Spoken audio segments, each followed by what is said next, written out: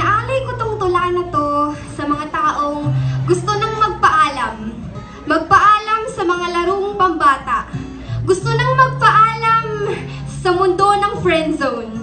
Larong pambata, friendzone, anong connect nun? Yan yung dahilan kung bakit isa sa mga sangkap ng aking tula.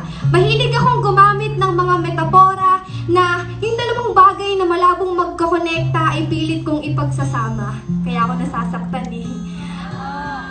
So, ang title po ng tulang ito ay Laro Tayo. Tago-taguan, maliwanag ang buwan. Wala sa likod, wala sa harap. Magbilang ka ng 3 at magtatago na ako. 1, 2, 3. Teka, magtatago pa ba ako? Nung nasa harapan mo nga ako, hindi mo na ako makita. Paano pa kaya pag nagtago pa ako? Walang saysay ang nahanap kong liblib na taguan. Kung wala naman sa plano mo ang ako'y matagpuan. Para saan pa ang pagtatago ko? Kung iba naman yung hinahanap mo. Matanong ko lang, ayaw mo ba talaga sa larong tagu-taguan? O sadyang ayaw mo lang sa kalaro mo kaya bigla kang nagbubulag-bulagan? Kasi kung tungkol ito sa laro, pwede naman nating palitan. Palitan natin ang habol-habulan.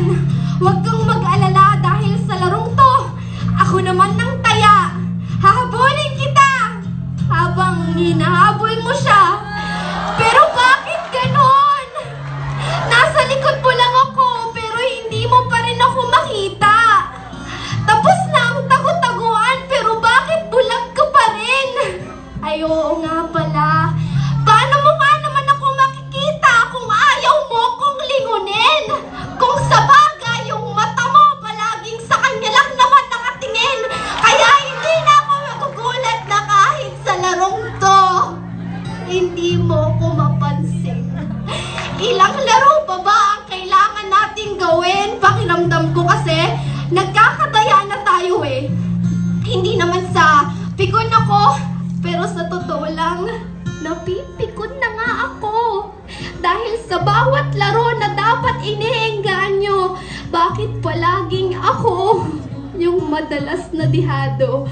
Naglaro na tayo ng tumbang preso at doon palang talo na ako. Dahil ako ang nagsilbing lata at ikaw naman ng tsinelas na naging sani ng pagtumba ko. Naglaro na rin tayo ng tabaang tao. Ikaw yung tao at ako naman yung bola na iniiwasan mo. Nagkaroon ako ng kaunting tsansa nung naglaro tayo ng patintero. Kasi akala ko yun yung tamang pagkakataon para makapagpapansin sa'yo. Kaya hinarang kita ng hinarang. Pero anong ginawa mo? Nilagpasan mo lang ako. Lumilipas ang oras, lumulubog ang araw. Sa dami-rami ng nilaro natin, ni isa, wala akong naalala na nanalo ako. Hindi ko na alam yung gagawin ko. Para sa huling larong ito, itaas mo ang iyong kamao. Maglaro tayo ng bato-bato pick. Dahil sa larong to, hindi pwede ang parehas na papel, parehas na bato, at parehas na gunting. Dahil iisa lang ang pwedeng magwagi, at iisa lang din ang maaaring umuwi ng sawi, at ako yun! Dahil ako ang gunting, at ikaw ang manhid na bato, umpisa pa lang alam kong talo na ako, pero pinilit ko pa rin makipaglaro. Nagpapakasakali na baka pwedeng magbago ang ikot ng mundo, pero nagkamali ako. Nagkamali ako. Teka lang, timers. Nakakapagod na. Magpapaalam na ako sa'yo at sa mga larong pambata. Lilisanin ko na ang pinagtataguan ko at ang pwesto kong lata. Kaya paalam na. Uwian na, hindi na masaya. Hindi ko na alam yung gagawin ko. Nakalimutan ko yung susunod na linya. Pero ito, natandaan ko na.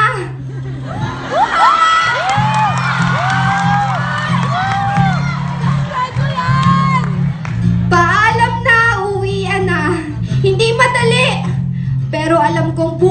mamaya o sa makalawa, darating din ang oras na makakalimutan kita.